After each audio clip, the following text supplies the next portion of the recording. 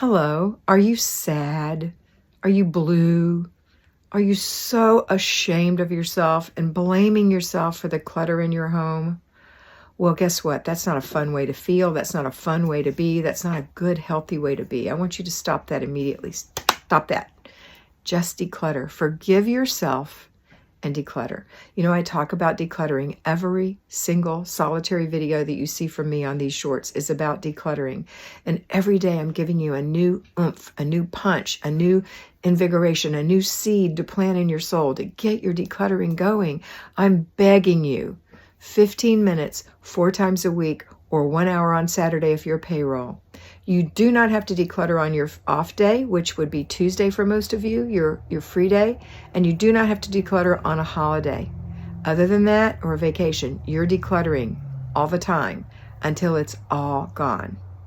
So today, stop blaming yourself, start forgiving yourself, and begin your decluttering process.